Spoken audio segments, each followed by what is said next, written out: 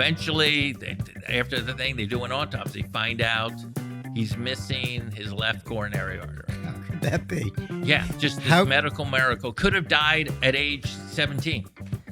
Was like by a thread the whole time.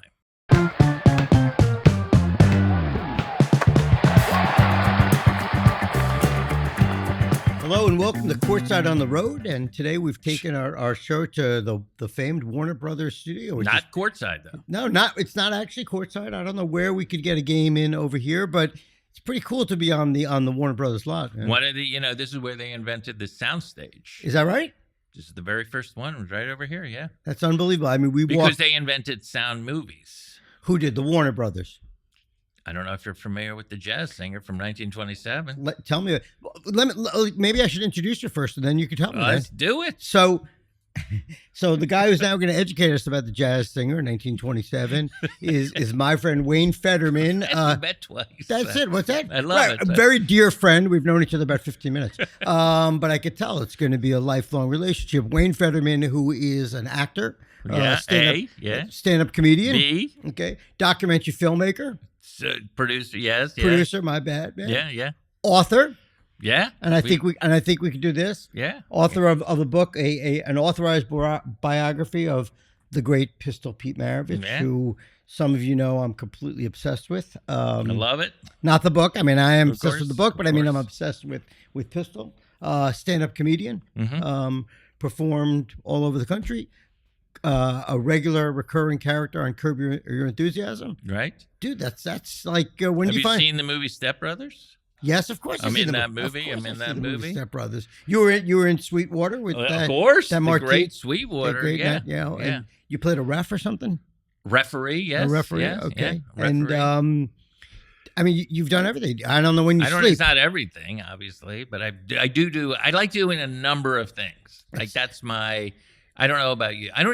You do real estate? Yeah, it doesn't matter and what I do. Podcasting? Yes, I also do a lot of different things. And I did spend a couple of years doing stand-up comedy too, man. Where were you? The Funny Bone in Knoxville, Tennessee. Yes, yeah. I used to play the Funny Bones in do you remember the Funny Bones? Of course. Knoxville, I played Columbus, Ohio. Yeah. Wiley's Comedy Club in Dayton, Ohio. Yeah. You know these places? Yeah, cool. Charlie Goodnight's in Raleigh, North Carolina. This is what you don't know about me. I don't know. This is what you don't know about me. Tell me what I don't know. Not only do stand-up comedy, but I wrote the history of stand-up comedy from Mark Twain to Dave Chappelle. I do know that. I saw that book. Yeah. I think you left me out. I didn't see my name anywhere in that book. I don't know if you got to the level of a Richard Pryor, but maybe my scholarship's off. There you go. And you also teach stand-up comedy at USC. Teach the history of stand-up at USC. It's pretty cool. So seriously, that's cool. You have a lot of It's really nice to meet you. Yeah. I'd heard about you because we have a mutual friend, and so it's nice to meet you. Thank you for having me on the famous podcast. There you go, man. Courtside. Courtside with Marc. With Marc. That's it. And the podcast is famous, but why is it famous? Well, once we have Federman on, it'll just get to another level of fame, right? It just it'll step up another. Okay, so I guess loose term famous. Right. So that was the ass kissing part of the show. So let's talk a little bit about anything you want to talk about. But this is a hoops related, a basketball related. I got the ball right here. You brought the ball with you. This is in my car. That's your actual basketball? That's the basketball. I play every Saturday outdoors in Converse, full court. Wow. You in Converse. You haven't in the Converse. And you haven't in the Chuck Taylors. You haven't twisted an ankle. I mean, those are sort of like throwback 1970s. They work for you. They work for me. Is that and so we do have a really good mutual friend Howie. Yeah. Who is that the game that Howie tells me? No, Howie's not. You don't play in Howie's game. Okay. No, I do play with Howie, but he can't do full court. He can't do what you do. So, but the ball's always in your car if you ever always just in case I see a court, like I'm driving around, I see a basketball court, I pull over, work on my shot, work on my release, work on my guide hand. I'm always perfecting the shot. That's unbelievable. Were you a hoops player growing up? Unfortunately, I was, but I wasn't good enough to make the high school team. One of the reasons I went into like drama and comedy was I feel like that huge disappointment of they posted the list. You got cut. Name was not on it. Really?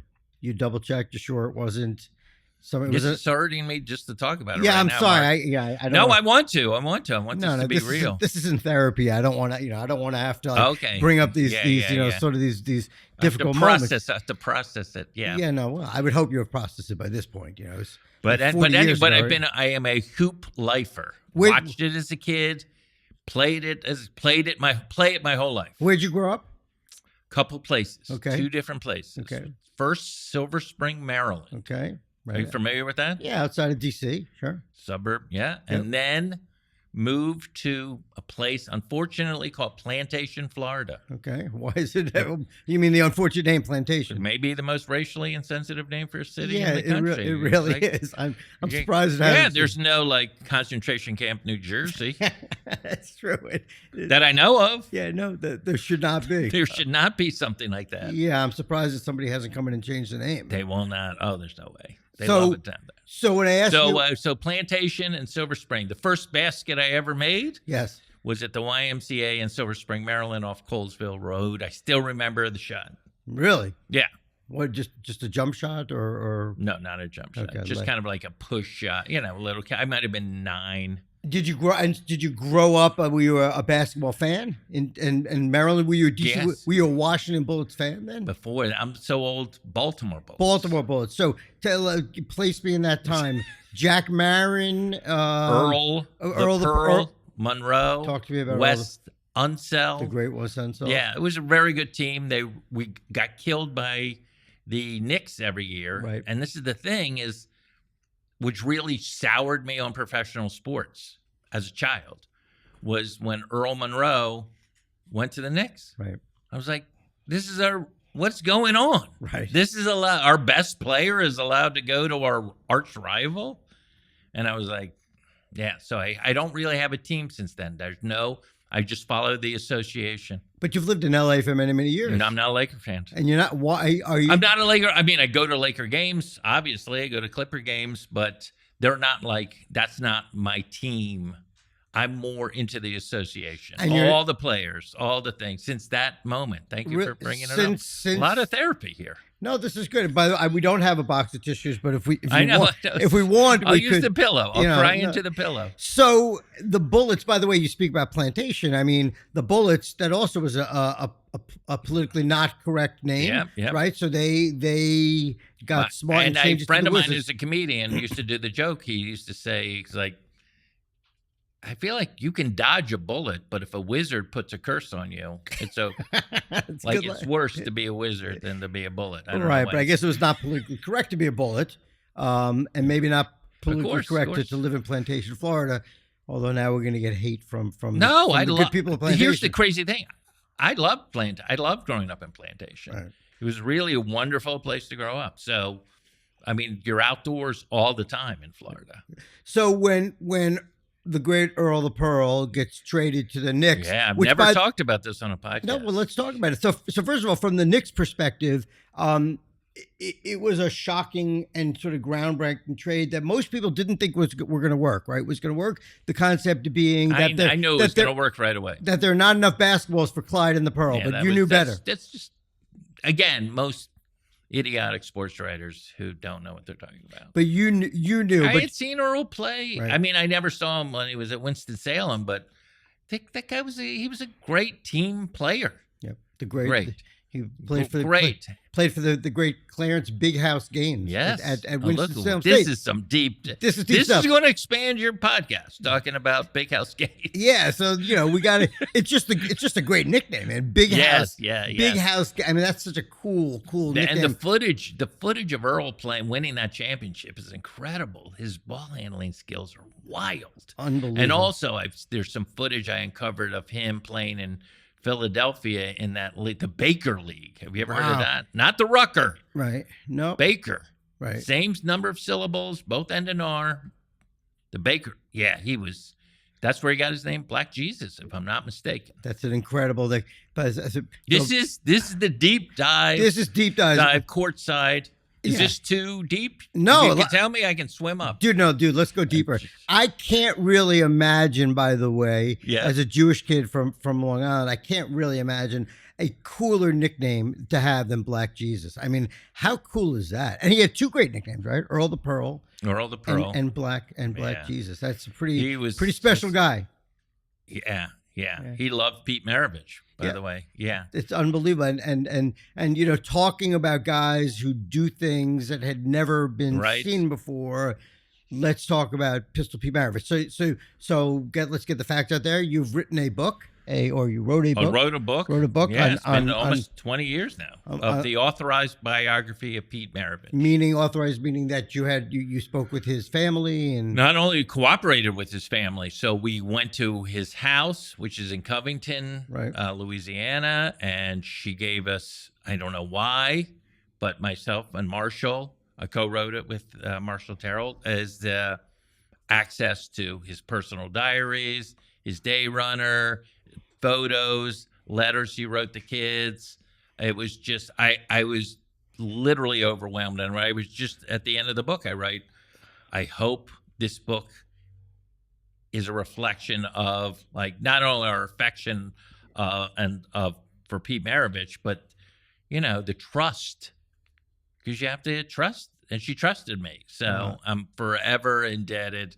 And it's a thick book. It's a really in-depth story of his whole journey, which was an incredible journey. But let's tie it back a little bit, right? So you grow up We're going to tie back. Yeah, okay. You grew up in Silver Springs. Earl the Pearl gets traded to the Knicks, you know, which sort of destroyed your life, which you're apparently still suffering from to this day. Therapy will help, but I'm not the guy to do it. Let me say, these scars you can't see, but they're deep. Deep, right? Yeah. I mean, I see a couple, but like... Oh, you do? No, but that might just be, you know, skincare or something like that. But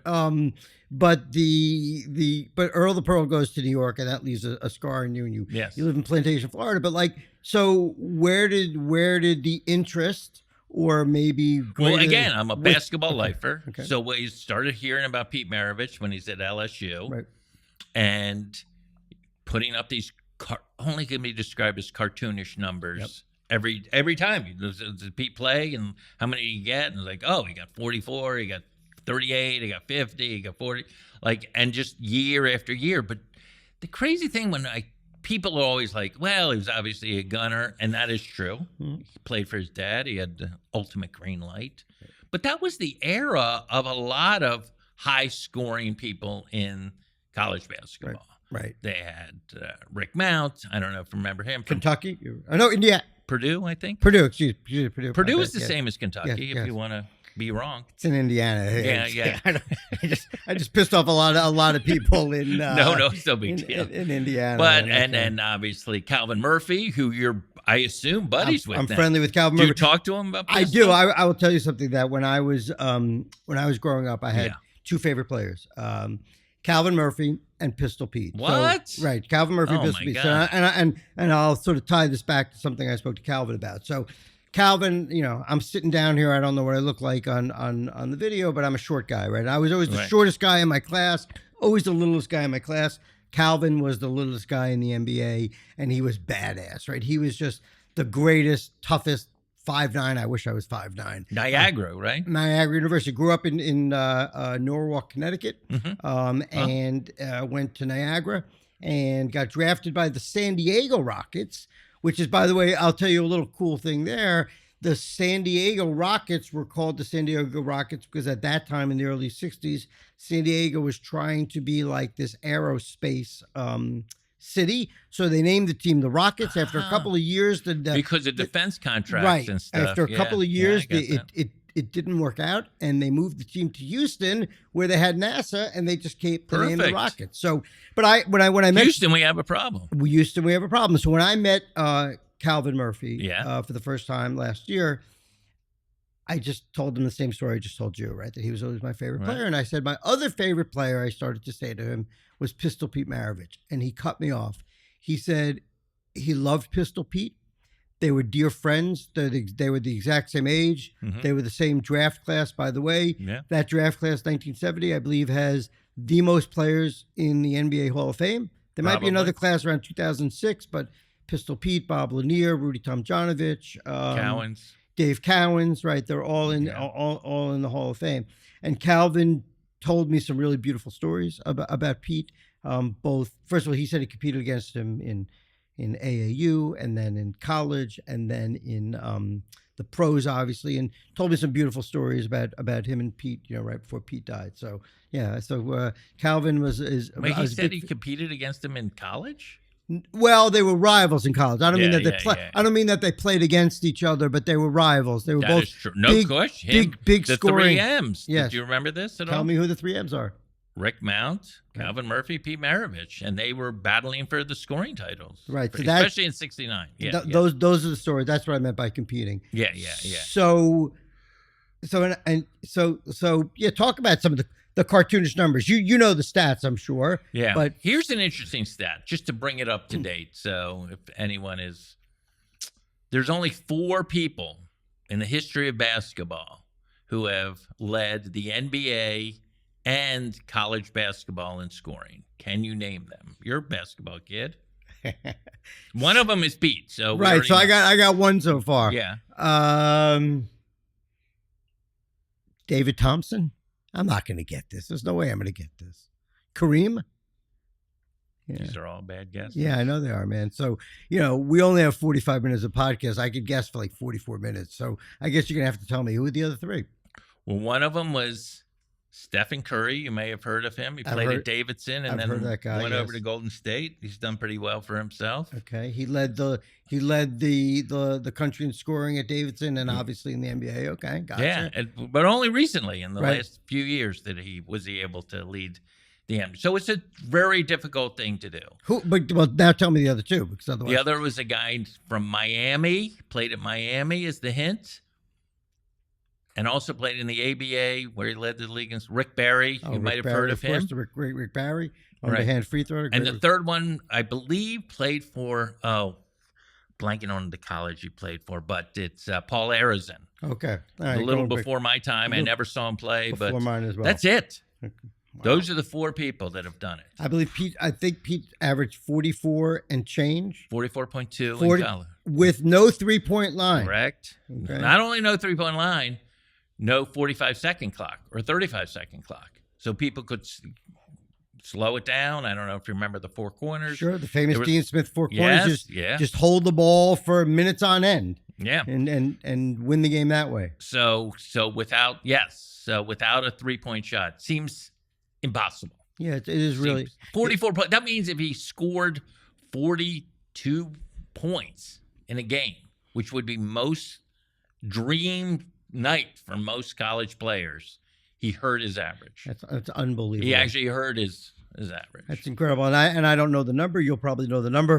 The total amount of points that he scored. 3,006. I don't know. But in only 3 years. Yes, in only 3 years, because freshman. You say it. Fill it in. There was the freshmen couldn't play on. They could play, but they were ineligible. They were ineligible, right? Yeah. So there was a JV team in those days, right? Well, it was just a freshman. Just a freshman team that he. So if you add, and again, it's just ridiculous, the numbers. I mean, people just go, "What was going on?" Was it was like we were just talking to, right? It was get the ball to Pete and let him do his thing.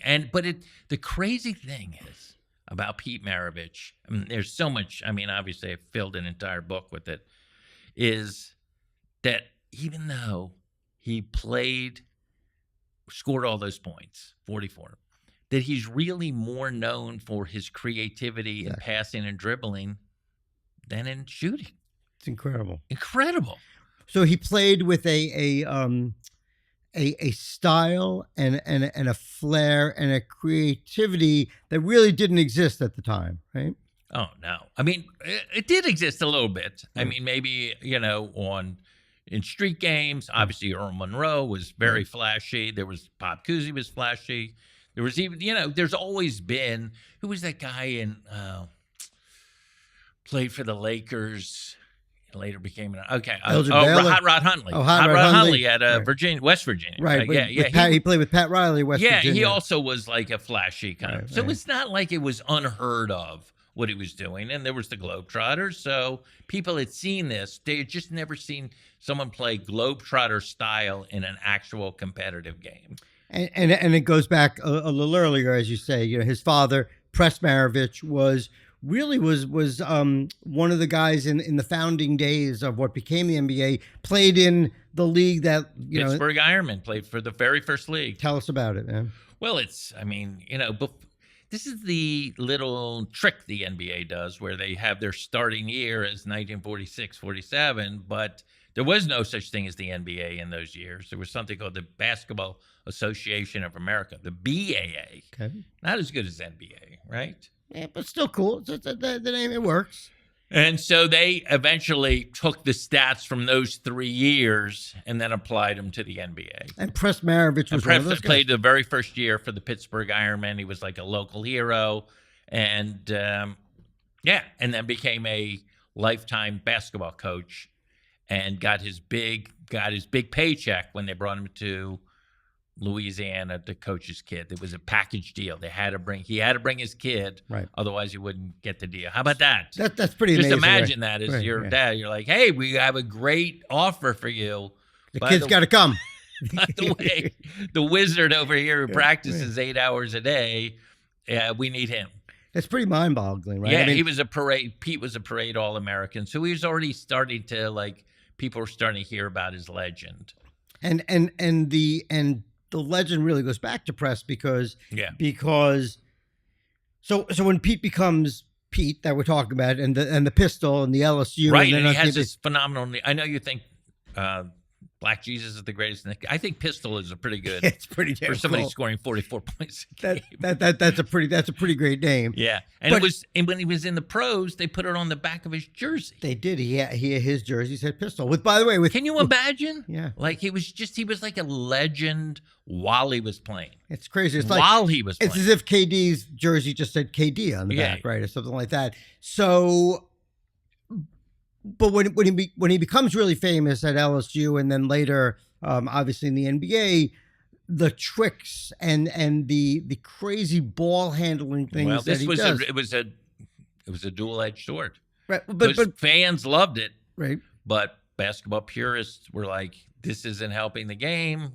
This is not what we're about. We're about fundamentals." Even though he was obviously well versed in fundamentals, so he got a lot of criticism, especially in 1969 when a Sports Illustrated cover story came out written by Curry Kirkpatrick, where he said that, and the title of the article was, "I want to put on a show." Right. I feel like that article really cast a blanket over his entire career. Yes.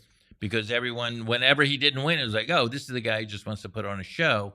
And it was like, that was just part of the article. So he had that reputation, and he described it, we have to say it in the book, that it's like when you have a reputation, it's like cutting open a pillow from the top of the Empire State Building, that you can never get those feathers back in. Wow. That's his quote? Yes. Yeah. I mean, I'm paraphrasing, okay. but he lived with this sort of pressure and this kind of a sadness that he wasn't totally embraced for what he was doing the way he is now. Right. While he was, and I remember it. I mean, I was a kid following him, as well as other players. But so interesting, right? Yeah. There's a sadness to it, and if you know Pete's life, and you do know Pete's life, I mean, there was a sadness that followed him throughout his life, and while he was doing these incredible things on the court and things that nobody had ever seen before, he was really suffering, and he struggled. Right, he struggled with drinking, and he struggled with depression, and he don't forget his mom. His mom committed suicide. Yeah, in 1974. But it's interesting though. I want to go back to a little bit of what he called basketball homework, I think is what they eventually called it, right? So his father, Press Maravich, designed all of these unbelievable drills, dribbling, mostly dribbling and passing drills. By the way, no defense.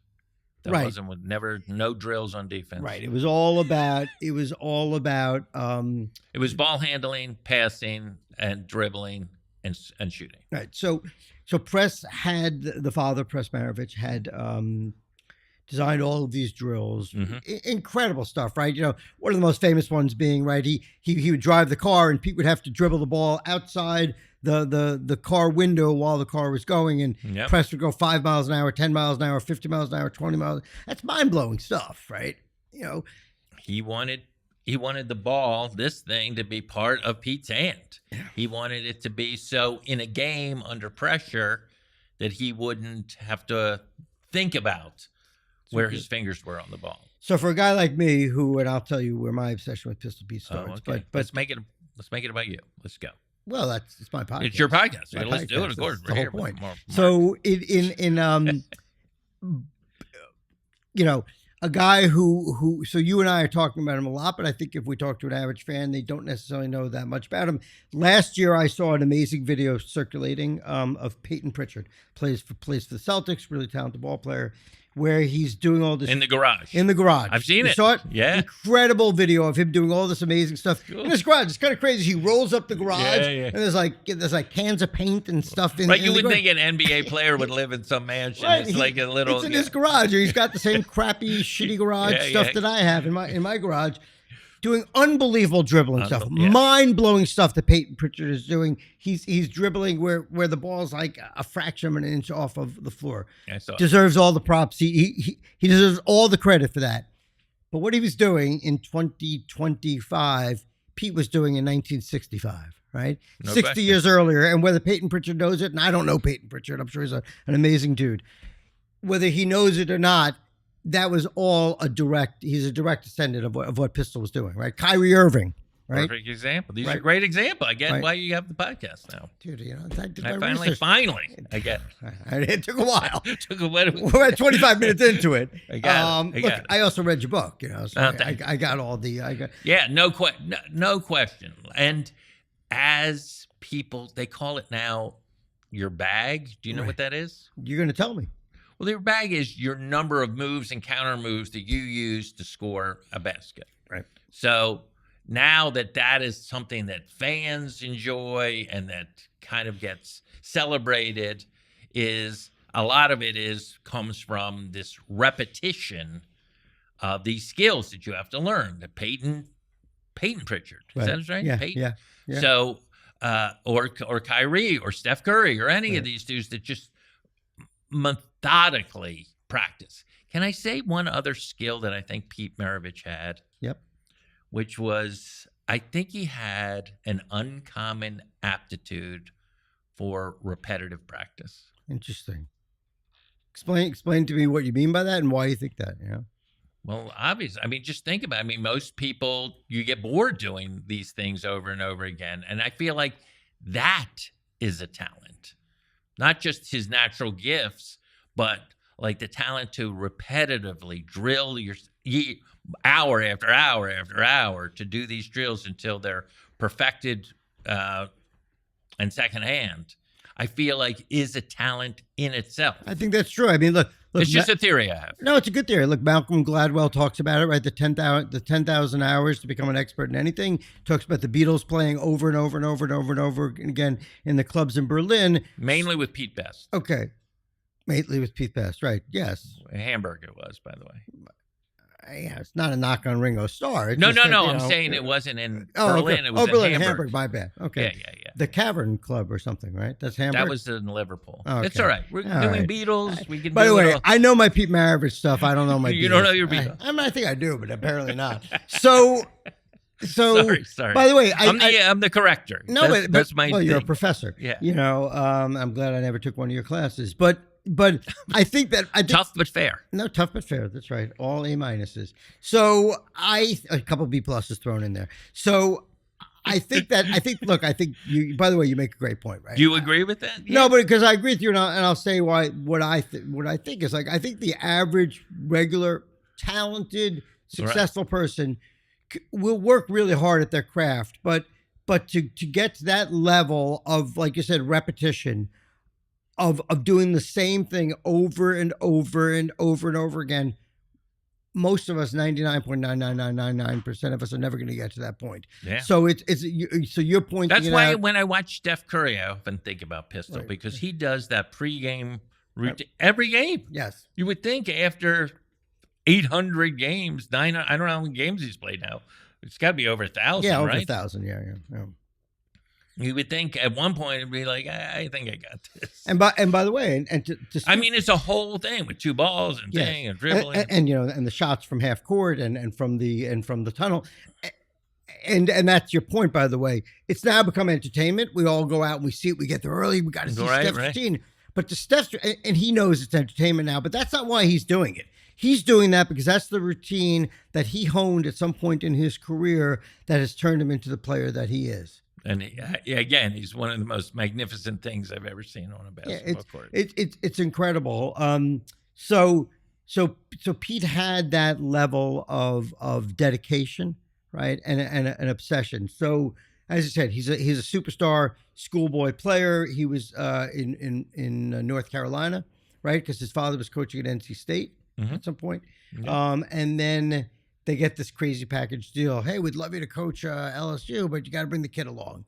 And really turns LSU, which is perennially a great football school, turns them into a basketball school. Fast forward many years later, Shaq and others, go there. But before that, basketball was nothing at LSU. Well, that's not completely true. There was they had like a flashy guy in the 40s, and obviously Bob Pettit was there. Okay, Bob Pettit. Okay, yeah, so one of the greatest of all time. So Pete gets drafted. But yes, they played in the basketball was in a converted rodeo barn called the Cow Palace. Right. And now if you go to an LSU basketball game, the arena's called the Pete Maravich Assembly Center or something like that. It's the PMAC? They call it PMAC, Pete Maravich Assembly Center. And if you go there, and I just made a pilgrimage there recently. They have the statue. They have a statue. How's it look? It looks incredible.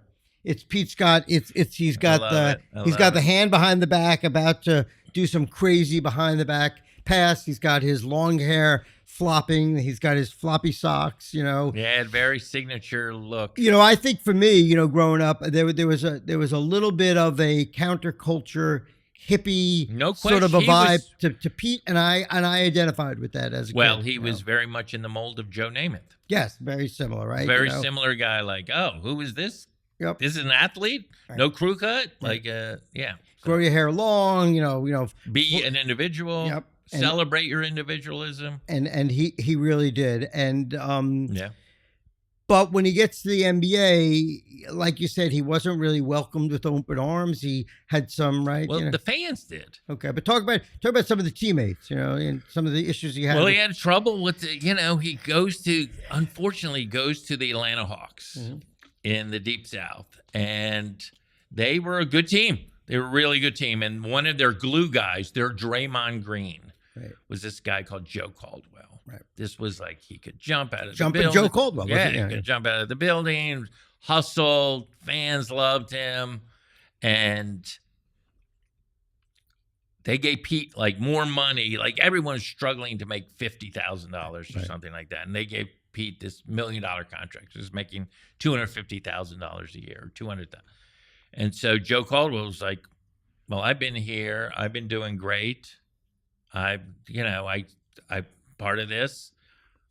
You're going to have to give me $1 more than Pete Maravich, or I'm going to jump to the ABA. Wow. And because there was a team in Carolina that wanted him. So he jumped. So that already fractured the team. Amazing. And he's making 5 times as much money as everyone else on the team.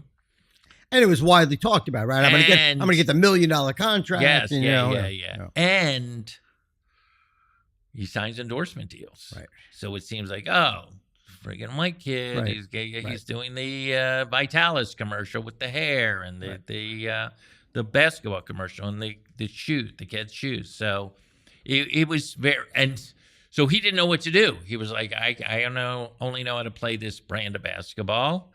And it took him a while to fit in with the teams. Right. And there was, there was just resentment. And he tried to he would buy the teammates meals and they would be like, oh, you're throwing your money around. Right. And then if he didn't, he was like, oh, you're cheap. And, when he was getting all kinds of perks to play in Atlanta, he got a car, stuff they were begging to make, $58,000 a year. So it caused a lot. They didn't really embrace him And then eventually that team, they traded away a lot of the key players, and then they brought in, they tried to build it around Pete, but it didn't work. But what's really interesting to me is the younger players who watched Pete, I'm talking about Dominique Wilkins, right, were like, oh my God, this guy was incredible. And that's why his number was retired in Atlanta. If you said in 1974, when they traded him to New Orleans, that he was going to get his number retired, there would be 5% of the people in Atlanta would have said that was possible. So this is just a little bit about how legends grow over time, how the passage of all these years kind of mitigates all of the turmoil that happened around Pete when he was with Atlanta. And he was great in it. He became an all-star. Right. You know, they made the playoffs 3 of the 4 years. So it's not like it was a complete bust. He was an all-rookie team. But if there was still this thing like, oh, this is not helping us. Right. And when if they were losing or if they lost the game. Yeah, they brought in a new coach for him and everything. He had trouble with Cotton Fitzsimmons, right? And right. Well, before that, right. Oh man, I'm blanking on his name. They had the other coach from the New York Knicks. Yes. Richie Garrett? No. Yes, Richie Garrett. Thank you. Right, okay. The roles have reversed. Dude, I read the book. What's man. happening? You know, it's happening here. It's happening. And here. I lived through it. No, the student is teaching the professor. I love it. That's the way it always happens. Thank you. But Richie Garrett. So they got rid of Richie Garrett. And what would happen, right? I mean, a couple things go back to sort of the tension. So first of all, the fact that he was a white guy playing in a flashy sort of style that was just becoming popular now, right? Through Walt Frazier, through Elgin Baylor, through Earl the Pearl, but he was a white guy doing it, right? So it was a little bit different, and the fact that when he's playing for the Hawks, some of these tensions that you're describing become racial is kind of absurd because Pete's a guy who spent his whole life growing up playing with black guys, right? There was no. Well, he played in the SEC was mainly white. But I played there. But yes, when he traveled around the country, and to make it racial, my point is I'm defending him. To make it racial is absurd, right? Hard. Well, yeah. I mean, in particular, there was a guy named Walt Hazzard, who had played at UCLA under Wooden, and he claims he was a flashy player, and they beat it out of him. They're like, you can't do that. We don't want that kind of stuff. But then allowed it for when Pete. The white kid comes, right? So again, it's a very complex situation. That, by the way, the reason I wrote this book, and it's interesting, we're here at Warner Brothers. Jack, Harry, I don't know the rest of them. That the reason I wrote this book is I always wanted to make a movie about this. Wow. Because I thought it's so complex, so interesting. It's a story of a phenom who, by his second year, doesn't even want to play NBA basketball anymore. Right. He said he was going to leave, right? Yeah. His dream was to win a championship, and get out. And that would somehow mitigate all of this criticism he was under and all of the tension with his teammates. And it was just like, it just didn't seem fun to him. He called basketball a flesh peddling business, professional basketball. Wow. And so, again, but the crazy thing is through it all, fans flocked to see him. Loved him. Loved him. All right. So it's like that duality, I think I could capture in a motion picture, but maybe not. No, look, there's still time. I think it, and he suffered, right? And he suffered, right? He was a pro basketball player. He was a millionaire. It's not like he was. I know, but he suffered. It's not like he was homeless guy. I know, but inside he suffered, and he definitely he was conflicted. He was conflicted. He drank. He partied. He went from one thing to another, right? Yes. Whether it's he was like the original vegan, right? Before it even existed, right?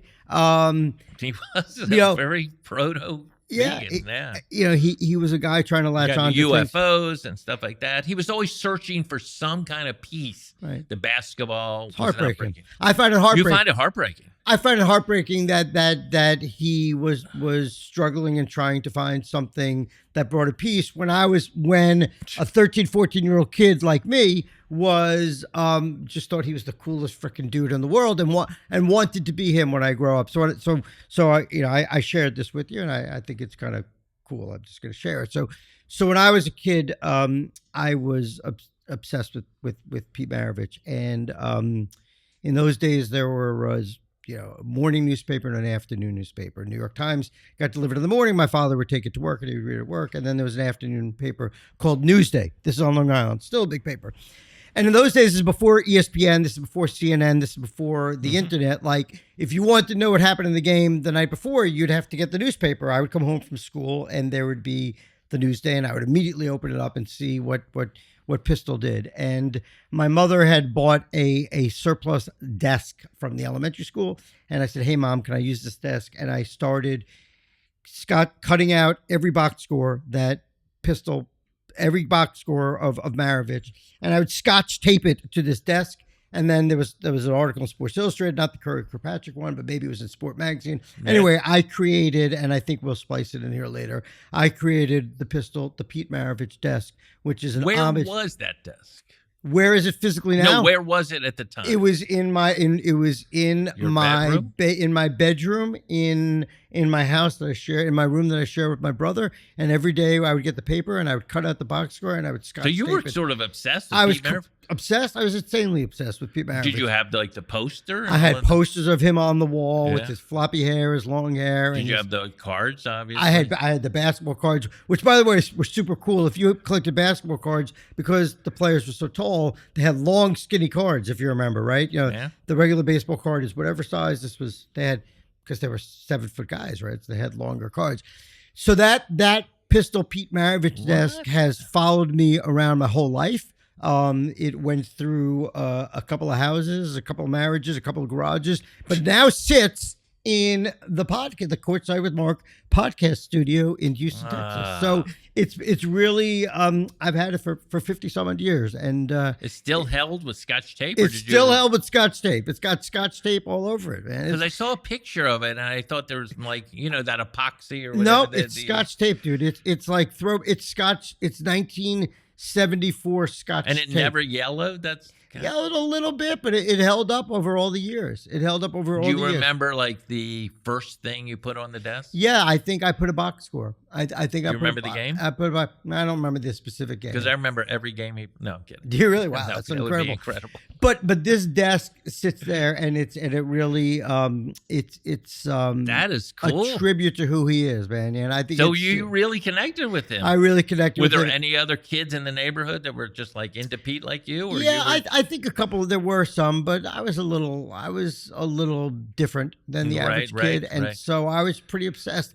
And the fact that now it's 50 years. I've had the desk for 50 years, and it's followed me everywhere. We did put a piece of glass on top of it now because I brought it into the studio and some idiot put a coffee cup down on it. It was like, you wouldn't put a coffee cup on the Declaration of Independence, the Constitution, right, or the Magna Carta. Well, you would never put a coffee cup on a box score between Atlanta and the Philadelphia 76ers from 1973. Are you kidding me?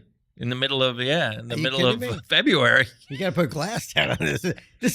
Everyone wants to see that box. This is the Magna Carta of NBA. So now we have a piece of glass on top of it. That's super cool. Yeah. So is your name Marc? My name is Marc. Yeah. Yeah. Okay. That's super cool, Marc. I appreciate it, man. So I have become obsessed, and I try and shout him out as often as possible. Well, this must be incredible. It's amazing, man. So to meet a guy like you who shares that passion, I didn't do anything like that. Don't put me in your group. Don't put me. You didn't have a weird Scotch tape group. Yeah, that is a little bit weird. I didn't have anything like that. There was no pictures of Pete Maravich in my room. You did write a 400-page book. I did eventually. Okay. And I think I know this sounds like hyperbole, and it probably is, but I do think there's a Shakespearean quality to the whole arc of the thing, especially when you get to his death and the Christianity and all of it. I mean, it's just again, if we want to, we can go into it. Let's spend a couple minutes talking about that, because you're speaking about it right from knowledge, and I know about it, but not everybody listening to us knows about it. So talk about it, right? So Atlanta eventually says, you know what, this isn't working. This is not working. We brought this guy in. He's gonna be the greatest player ever. This is a shit show. No offense. They sent him to the New Orleans Jazz. It's not a shit show, but it just doesn't. It's not working. It's not working. They sent him to New Orleans. Trade him, and New Orleans has to trade away their future to get him. So Pete's going to be in a place where he's not going to be playing with great players. Right. I mean, obviously they're in the NBA. But it would be very hard for him to get that championship. But he's back in New Orleans. He's back in Louisiana, where the legend blossomed, and he's given green light. He gets Elgin Baylor, eventually becomes his coach. Is like, you got to do your Pete thing. Like, people love it, and that's when he really blossoms. This is what's interesting to me was a little with Atlanta, yes, but with New Orleans, he becomes the best playmaker, according to Red Auerbach, in the league. Amazing. Pass back, and leads the league in scoring, which we just talked about. Only 4 people have done what he did. And becomes first-team All-NBA, which means you're one of the 2 best guards in basketball. Incredible. This is Pete Maravich. So, and I feel like his achievements in New Orleans and to a lesser extent in Atlanta solidified the legend that was at LSU. Amazing. So now it's not only like, oh, I can score a bunch of points against, I don't know, Georgia Tech or something like that, or excuse me, University of Georgia or something like that. I can score 68 points against Walt Frazier. Wow, it's amazing. Which you did, right? That was the game of Madison Square Garden. Scored 68 against Clyde. Who was a hell of a defensive player, by the way. So, it was actually in New Orleans, but that's it was in New Orleans? Yeah, okay. But yes. So that's his pinnacle game. And so that success sort of, it's not like, because most people who are big scorers in college flame out in the pros. Right. They're usually from a smaller school. They're given the green light. So that really, now that's why he's a top 50 player. Is because of what happened in New Orleans. And then, eventually he goes to Boston at the very end. He has a horrible knee injury. I mean, there's so many twists and turns we could. And the sad thing about it, is he winds up in Boston at the end of his career, and you just said all he wanted to do was to win a championship and walk away. Get the hell out. And he missed it by a year. He gets to Boston. This is Pete Maravich. Yeah, right. That's the Pete Maravich story. It's the beginning of the Larry Bird, the great Larry Bird, Robert Parrish, Kevin McHale teams, Dennis Johnson. I mean, I may not have the exact lineup at that time. And if I'm correct, I mean, you'll correct me because you wrote the book. Yeah. He plays that 1 year, and they actually half a year. Okay. And walks away and They wanted him back. They wanted him back. But they didn't want him to start. Right. And I think he said later that hurt his ego. That they want him to come off the bench. Behind, Chris Ford. Right. Yeah. So. And then he doesn't come back that next year. He decides not to. And what happens? The Celtics win the championship. Right. Classic Maravich. Maravich. So now but at this point in his life, or again, you wrote the book and all seriousness, you wrote the book. Can I say something else? Yes. In that last year when he played in Boston and a little at Utah Jazz. Yes. The craziest name, obviously, in all the sports, right? The Charlie Mingus Provo sessions. We all have them, right? Miles Davis spent so much time. Davis was in Salt Lake City all the time, and just jamming. Yeah. That's the first year they had the 3-point line in the NBA. Oh, wow. I didn't realize Pete Maravich took 15 threes that year, made 10 of them. 66.7%. The highest of anyone who's ever taken at least 5 or 10 shots. Again, it's not a real statistic because you have to have like 100 or something. But let me just say, if he had been 1 for 15, you'd be hearing about it. Right. 10 for 15. That's incredible, right? And now again on bad knees, phenomenal player. But by this point in his life, he was burnt out. Right, he was burnt out. He had embraced Christianity. He'd become right. I don't know when exactly the time frame. No, this was later. Okay, so tell me about later. He's despondent after. He feels like his whole life has been a waste. Right. He played, made a lot of money. Was trying to get this ring, never happened. Pete Maravich, let's get rid of him. He's and was despondent, suicidal. Talked about driving off the bridge. Right. And he has 2 kids. This is intense. So he's again, searching, has her epiphany, feels like God spoke to him, is convinced of it, and from that day is a transformed man, finds Christianity, and this finally gives him the hope, the peace, the vision to live his life. And he becomes a born-again Christian and proselytizes, gives his testimony, and doesn't want anything to do. He says, if people just know me as a basketball player, it's not. But then slowly, right. So it's interesting, they start doing NBA All-Star Weekend, which is this weekend right now as I'm speaking to you here in LA. Yep. They start doing Legends games during NBA All-Star Weekend. This is David Stern's idea. Right. So starting in '84, I think, is the first one. They bring Pete, and people go nuts for him. They're like, oh, my God, where you been, Pistol? We missed you. And he's like, I just want to talk about Christ and all of this, but people are loving. He plays the game. It looks great. Right. Like, he's a vegetarian, so he's like, all the other players are, doughy, right. That's the word I would use, right? Right. And he's killing it, so he becomes like, what's the word for it? He judges the three-point contest. Like, so he's slowly being brought back, and then he gets inducted into the Hall of Fame. Beautiful. Unfortunately, his dad gets cancer. He has to take care of his dad. And then he, out here in California, right over here in Pasadena, right over there, right. Not that far from where we're sitting right now, he's playing a pickup game with some Christian guys. He's about to do a radio show with them. Dobson, like the yes, Dobson, yeah, and drops dead of a heart attack, massive heart attack. 40 years old. 40 years old. So they do an autopsy. They were like, oh my God, this is crazy. It was Pete Maravich. How was this? This is a premier athlete. 40-year-old man, young man. Yeah, I was just 24 points in the NBA, right. 24.2, which was like top 20 of all time at that time, maybe 14th. So eventually, after the thing, they do an autopsy, find out he's missing his left coronary artery. How could that be? Yeah, just this medical miracle. Could have died at age 17.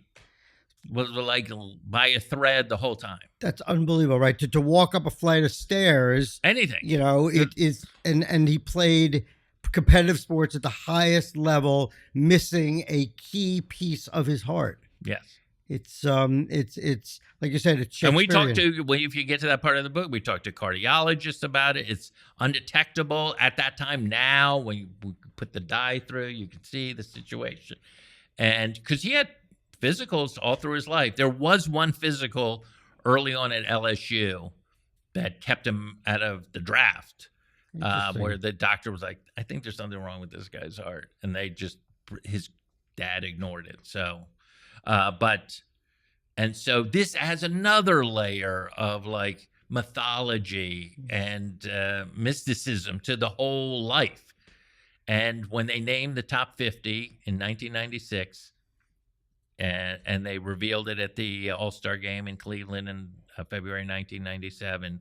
Pete was the only deceased player in the history of basketball that was on that list. Wow, it's really it's tragic, and like you say, it's Shakespearean in it's sort of the arc of his life. And I find it on a personal level as sort of my childhood hero. Yeah, I find it just cathartic and enjoyable to share his story with you, to share the story with everybody who hopefully is going to listen to this podcast. I think he was a special player, a special person, and I think his story deserves to be told. So shout out to you and praise to you for writing a book about him and coming on and sharing some of that stuff with us. I really appreciate it. And I can't believe it's NBA All-Star Weekend. Yes, it's kind of a crazy. It's the crazy. That's why you're here, right? That is why I'm here. Well, mostly to see Wayne Federman, but yes, they're playing a game this weekend too. But Federman lives in LA. I got to come to LA, man. Thank you. Well, I Congratulations on the desk. Thank you very much. The Scotch tape is getting a little bit wrinkly at this point. Yeah, that's cool that you held on to it. What's going to happen to it? Are you going to pass it on? I have children, man. You know, I have 5 kids. They're going to have to fight over it, right? There's 4 other? I've only met the daughter. My daughter is sitting right here. My daughter, God. Ariella, who works in the in the podcast with me, but there are 4 others. They're going to fight over it. You know, that's fine. But they can't but nobody can put coffee on it or something. Well, now like there's that. glass on it. There's glass on it, but if somebody takes the glass off, I don't, my spirit will come back in a really nasty way if somebody spills like Dr. Pepper on it or something. Well, this has been a lot of fun. We got to talk about the bullets a little bit. Yep. We got to do this. Anything else you need, or we're going to wrap? I think we can wrap it there. Let's wrap it up. I think we'll wrap it there. Thanks you so much. I really appreciate it, Wayne Federman. Thanks. Cool. Dude. Let's do it. Thanks for watching this week's episode. Like and subscribe to the channel. We'll see you next time.